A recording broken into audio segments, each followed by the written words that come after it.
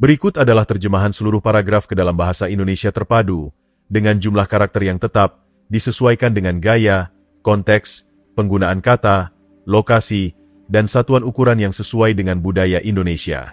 Nama karakter telah diubah menjadi nama Indonesia.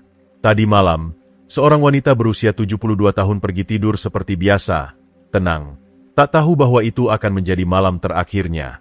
Pagi harinya, ia telah tiada. Tanpa penyakit, tanpa tanda peringatan. Hanya akhir tragis dan mendadak yang membuat keluarganya terkejut. Apa yang terjadi? Bisakah itu dicegah? Faktanya, setelah usia 70, kebiasaan tidur tertentu bisa diam-diam membahayakan nyawa Anda, meningkatkan risiko stroke, serangan jantung, atau bahkan kematian mendadak saat tidur. Yang terburuk, kebanyakan lansia tak sadar mereka melakukan kesalahan berbahaya ini. Tapi ada kabar baik. Dengan mengenali dan menghindari kebiasaan berisiko ini, Anda bisa melindungi kesehatan, memperbaiki tidur, dan bangun dengan perasaan kuat serta segar setiap pagi. Tetap ikuti saya, karena kesalahan terakhir adalah yang hampir semua lansia lakukan tanpa sadar, dan bisa jadi yang paling berbahaya. Jika Anda belum berlangganan, langganan dan aktifkan lonceng notifikasi agar tak ketinggalan video. 1. Makan berat terlalu larut malam. Bayangkan ini. Anda menikmati makan malam besar dan memuaskan di malam hari, lalu langsung tidur. Kelihatannya tak berbahaya, tapi seiring bertambahnya usia, sistem pencernaan melambat, membuat makanan sulit diproses dengan baik. Kebiasaan sederhana ini bisa memicu berbagai risiko kesehatan, terutama setelah usia 70. Dulu, saat masih muda, Anda mungkin bisa makan berat sebelum tidur tanpa masalah. Namun, seiring usia, metabolisme berubah, dan makan larut malam bisa menyebabkan asam lambung naik, tekanan darah tinggi, bahkan risiko serangan jantung saat tidur. Penelitian menunjukkan bahwa makan besar sebelum tidur bisa mengganggu tidur, meningkatkan tekanan darah malam hari, dan memicu masalah kardiovaskular. Sebuah studi pada 2018 di The Journal of Clinical Sleep Medicine menemukan hubungan kuat antara makan larut malam dan gangguan tidur. Penelitian itu menunjukkan bahwa mereka yang sering makan besar sebelum tidur lebih rentan mengalami asam lambung, tidur buruk, dan risiko kardiovaskular yang lebih tinggi. Ambil contoh Siti, nenek berusia 74 tahun yang punya kebiasaan makan malam larut sepanjang hidupnya. Entah itu sepiring nasi goreng atau camilan berat, ia suka mengakhiri hari dengan makanan. Tapi, ia mulai merasakan perubahan, sulit tidur, perut kembung di pagi hari, dan sering merasa panas di tenggorokan. Setelah ke dokter, ia didiagnosis dengan asam lambung dan tekanan darah tinggi yang diperparah oleh kebiasaan makan malamnya. Lalu, apa solusinya? Pakar menyarankan untuk menyelesaikan makan terakhir setidaknya 3 hingga 4 jam sebelum tidur. Jika lapar di malam hari, pilih camilan ringan seperti segenggam kacang almond, pisang, atau secangkir teh kamomil hangat. Dengan perubahan kecil tapi penting ini, Anda bisa kurangi risiko masalah jantung malam hari, perbaiki pencernaan, dan biarkan tubuh fokus pada istirahat, bukan mencerna makanan berat saat tidur. 2. Minum terlalu banyak cairan sebelum tidur. Tetap terhidrasi penting untuk kesehatan, tapi minum terlalu banyak sebelum tidur bisa berisiko serius, terutama bagi lansia. Anda mungkin berpikir segelas air sebelum tidur tak masalah, tapi itu bisa mengganggu kesejahteraan Anda dengan cara yang tak Anda sadari. Pernahkah Anda terbangun berkali-kali di malam hari hanya untuk ke kamar mandi? Jika ya, Anda tak sendiri. Kondisi ini, disebut nokturia, sangat umum di kalangan lansia. Namun, yang tampak seperti gangguan kecil bisa berdampak besar pada kesehatan Anda. Bangun sering di malam hari mengganggu tidur restoratif yang dalam, yang penting untuk menjaga fungsi kognitif dan kesejahteraan keseluruhan. Studi menunjukkan bahwa tidur buruk sangat terkait dengan risiko demensia dan gangguan kognitif lainnya pada lansia. Tidur yang terganggu juga menyebabkan kelelahan siang hari, konsentrasi menurun, dan sistem imun melemah, membuat Anda lebih rentan terhadap penyakit. Selain efek kognitif, buang air kecil di malam hari membawa bahaya fisik langsung, jatuh. Bayangkan ini, pukul 2, Anda merasa harus ke kamar mandi. Masih setengah tidur, Anda bangun, tapi tubuh belum sepenuhnya sadar. Penurunan tekanan darah mendadak, disebut hipotensi ortostatik, bisa membuat Anda pusing, meningkatkan risiko kehilangan keseimbangan. Jatuh adalah salah satu penyebab utama cedera dan rawat inap di kalangan lansia, dan banyak terjadi saat perjalanan malam ke kamar mandi. Satu kali jatuh bisa menyebabkan patah tulang, cedera kepala, atau masalah mobilitas jangka panjang. Untuk kurangi risiko nokturia, batasi asupan cairan 2-3 jam sebelum tidur. Jika perlu minum air, cukup teguk kecil, bukan segelas penuh. Hindari kafein dan alkohol di malam hari, karena keduanya bersifat diuretik, meningkatkan produksi urin. Dengan penyesuaian kecil ini, Anda bisa perbaiki kualitas tidur, kurangi risiko jatuh di malam hari, dan lindungi kesehatan fisik serta kognitif seiring bertambahnya usia. 3. Tidur di ruangan yang terlalu hangat. Banyak orang percaya bahwa kamar tidur yang hangat dan nyaman adalah tempat ideal untuk tidur nyenyak. Siapa yang tak suka membayangkan meringkuk di bawah selimut tebal dan lembut di malam dingin? Merasa aman saat dunia luar memudar? Gambaran kamar tidur yang hangat, mungkin dengan perapian kecil atau segelas teh hangat di meja samping, membangkitkan rasa nyaman dan rileks yang identik dengan istirahat. Tapi, apa yang terasa seperti surga nyaman mungkin justru merugikan Anda, terutama seiring bertambahnya usia. Bagi lansia, preferensi yang tampak tak berbahaya ini bisa diam-diam merusak kualitas tidur dan kesehatan jangka panjang dengan cara yang mudah terlewatkan. Jika Anda masih menonton video ini dan merasa pelajaran ini bermanfaat, silakan komentar 1 di bawah untuk memberitahu saya bahwa Anda masih bersama saya. Seiring bertambahnya usia, tubuh mengalami perubahan halus tapi signifikan, termasuk kemampuan mengatur suhu internal yang menurun. Penurunan alami dalam termoregulasi ini berarti kamar yang terasa hangat bagi orang muda bisa menjadi jebakan pengap bagi mereka yang berusia 60-an, 70-an, atau lebih. Saat ruangan terlalu hangat, tubuh harus bekerja ekstra untuk mendinginkan diri, proses yang melibatkan keringat, aliran darah meningkat, dan detak jantung lebih cepat. Bagi lansia, yang sistem kardiovaskularnya mungkin sudah kurang tangguh, tekanan tambahan ini bisa menumpuk seiring waktu. Tidur di lingkungan panas mungkin tak langsung terasa mengganggu, tapi malam demi malam, itu bisa menggerus kesejahteraan Anda, menyebabkan kelelahan, dehidrasi, dan bahkan meningkatkan risiko masalah jantung. Pikirkan Budi, pensiunan berusia 76 tahun yang tinggal di rumah sederhana di pinggiran kota. Selama bertahun-tahun, Budi bangga menciptakan kamar tidur paling nyaman. Ia menyetel termostat pada suhu stabil 24 derajat Celcius, yang ia anggap menenangkan setelah seumur hidup melawan musim dingin. Setiap malam, ia menumpuk selimut flanel tebal, menikmati bobot dan kehangatan saat tertidur.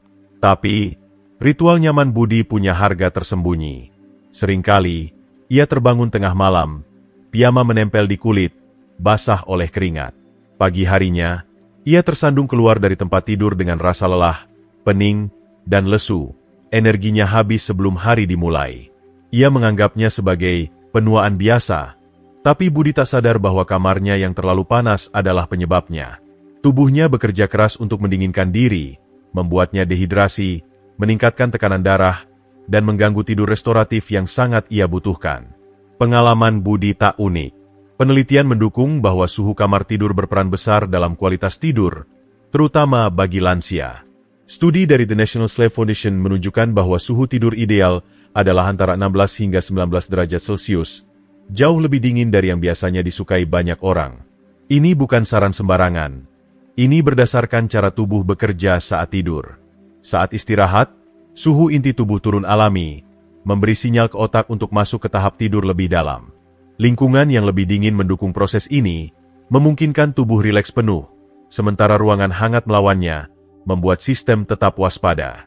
Bagi lansia, manfaat kamar yang lebih dingin melampaui kenyamanan, meningkatkan tidur restoratif, memperkuat fungsi imun, dan mengurangi tekanan tak perlu pada jantung. Ini juga mencegah dehidrasi, masalah serius bagi lansia, yang lebih rentan kehilangan cairan dan tak selalu merasa haus untuk menggantinya. Ilmunya tak berhenti di situ. Studi 2019 di jurnal Sleep Medicine menemukan bahwa tidur di suhu lebih dingin bisa tingkatkan produksi melatonin, hormon pengatur siklus tidur. Bagi lansia, yang kadar melatoninnya sering menurun, dorongan ini bisa membuat perbedaan nyata pada rasa segar di pagi hari. Sebaliknya, ruangan yang terlalu hangat bisa tekan produksi melatonin, pecah pola tidur, dan tingkatkan kemungkinan terbangun di malam hari, persis seperti yang dialami Budi. Seiring waktu, gangguan ini tak hanya membuat Anda lelah. Mereka bisa picu masalah kesehatan lebih luas seperti imun lemah, stres tinggi, dan risiko kardiovaskular lebih besar. Jadi, apa yang bisa dilakukan? Solusinya dimulai dengan penyesuaian sederhana tapi kuat. Turunkan suhu kamar tidur ke rentang 16 hingga 19 derajat Celcius yang direkomendasikan. Ini mungkin terasa dingin awalnya, terutama jika Anda terbiasa dengan pengaturan lebih hangat, tapi tubuh Anda akan berterima kasih dalam jangka panjang. Ganti selimut tebal yang menahan panas dengan spray ringan dan bernapas dari serat alami seperti katun atau bambu. Gunakan piyama yang menyerap keringat, dan pertimbangkan kipas kecil di samping tempat tidur atau membuka jendela untuk sirkulasi udara. Perubahan ini tak hanya cegah panas berlebih. Mereka ciptakan lingkungan di mana tubuh bisa istirahat efisien tanpa melawan elemen sepanjang malam. Bagi yang masih ingin sedikit kehangatan, ada kompromi cerdas. Coba gunakan botol air hangat di kaki atau selimut berpemanas untuk periode awal sebelum tidur. Lalu sisihkan saat Anda siap tidur. Tujuannya adalah keseimbangan. Cukup hangat untuk nyaman saat tertidur, tapi tak terlalu banyak hingga rusak istirahat Anda. Jika Anda tinggal di iklim dengan suhu berubah-ubah, termostat yang bisa diprogram bisa jadi penyelamat, memungkinkan Anda atur kesejukan tepat saat waktu tidur tiba. Dengan menerima penyesuaian ini, Anda tak hanya ubah kamar tidur, Anda investasi pada tidur lebih baik dan kesehatan jangka panjang. Bayangkan bangun seperti yang bisa dialami Budi, pikiran jernih, berenergi, dan siap hadapi hari, bukan terseret dari tempat tidur dalam kabut. Kamar yang lebih dingin bukan sekadar preferensi. Ini langkah vital untuk tingkatkan kualitas tidur, kurangi tekanan jantung, dan dukung kesejahteraan keseluruhan seiring usia. Ini perubahan kecil dengan imbalan besar. Bukti bahwa kadang, lebih sedikit panas berarti lebih banyak istirahat. 4. Tidur dengan posisi yang salah. Tidur adalah hal yang sering dianggap remeh. Jarang memikirkan posisi yang diambil saat terlelap. Lagi pula, jika nyaman, apa bedanya? Namun, kenyataannya jauh lebih rumit dan krusial, terutama seiring usia. Posisi tidur tak hanya tentukan kenyamanan. Itu langsung memengaruhi pernapasan, sirkulasi, dan bahkan fungsi jantung. Bagi mereka di atas 70, pilihan yang tampak sepele ini bisa jadi soal kesehatan dan vitalitas. Pikirkan Agus, pensiunan 76 tahun yang, selama puluhan tahun, tidur telentang tanpa pikir panjang. Istrinya mulai perhatikan sesuatu yang mengkhawatirkan. Di malam hari, ia kadang berhenti bernapas sepenuhnya, lalu terbangun dengan napas tersengal beberapa saat kemudian. Awalnya, Agus anggap itu hanya keanehan penuaan. Gangguan kecil tak perlu dipikirkan. Tapi berbulan-bulan berlalu, efeknya tak terbantahkan. Ia bangun lelah, energinya habis sebelum hari dimulai. Tugas sederhana seperti membaca koran atau ngobrol dengan teman terasa melelahkan. Fokusnya hilang seperti pasir di tangan. Khawatir, ia akhirnya ke dokter, yang beri diagnosis mengejutkan, apnea tidur obstruktif. Kondisi ini, di mana saluran napas kolaps atau tersumbat saat tidur, tak hanya ganggu istirahat, itu tingkatkan risiko masalah serius seperti tekanan darah tinggi, penyakit jantung, bahkan serangan jantung mendadak. Mengapa tidur telentang sebabkan masalah? Semua tentang anatomi. Dalam posisi ini, gravitasi tarik lidah dan jaringan lunak tenggorokan ke belakang, sebagian halangi saluran napas. Bagi beberapa orang, ini jadi dengkuran. Bagi yang lain, itu diam-diam kurangi kadar oksigen, tekan jantung seiring waktu. Bahkan tanpa apnea tidur, posisi lain punya risiko. Tidur miring ke kanan, misalnya, beri tekanan halus tapi nyata pada jantung, buat lebih sulit memompa darah efisien. Jadi, apa solusinya? Pakar tunjuk satu posisi sebagai standar emas. Tidur miring ke kiri. Penyesuaian sederhana ini tawarkan banyak manfaat, terutama bagi lansia. Pertama, itu tingkatkan sirkulasi dengan sejajarkan tubuh agar jantung pompa dengan lebih sedikit hambatan. Darah mengalir lebih bebas. Kurangi tekanan pada organ vital ini. Kedua, itu bantu pencernaan. Potong risiko asam lambung, keluhan umum di kalangan lansia yang hadapi mulas atau ketidaknyamanan lambung. Terakhir, itu jaga saluran napas terbuka, minimalisir peluang sumbatan yang bisa jadi apnea tidur. Beralih ke posisi ini tak selalu mudah, terutama bagi yang biasa telentang atau tengkurap seperti Agus. Tapi perubahan kecil bisa buat beda besar. Bantal tubuh, misalnya, bisa jadi penghalang lembut. Cegah Anda berguling ke belakang di malam hari. Tambah bantal penyangga untuk angkat kepala sedikit. dan aliran udara makin baik. Ini bukan solusi canggih, hanya alat praktis untuk latih ulang tubuh Anda. Hasilnya, pernapasan lebih baik, jantung lebih senang, dan tidur yang pulihkan Anda. Agus, setelah beralih, rasakan perubahan dalam hitungan minggu. Bangun segar, bukan lelah, siap hadapi hari. Di usia 70 ke atas, saat ketahanan mulai berkurang, optimalkan sesuatu sebasik posisi tidur bukan kemewahan. Itu tali penyelamat untuk kesehatan lebih baik. Penuaan adalah perjalanan, dan kebiasaan yang kita bangun sepanjang jalan bentuk kesejahteraan kita. Dengan terapkan salah satu tips ini saja, Anda bisa perbaiki kesehatan, kepercayaan diri, dan kualitas hidup secara keseluruhan. Sekarang, saya ingin dengar dari Anda. Apa satu hal yang Anda pelajari hari ini yang akan Anda praktikkan? Komentar di bawah dan bagikan pikiran Anda. Saya baca setiap satu. Jika Anda temukan video ini berharga, jangan lupa suka, bagikan, dan langganan agar tak ketinggalan kebijaksanaan yang ubah hidup. Sampai jumpa di video berikutnya.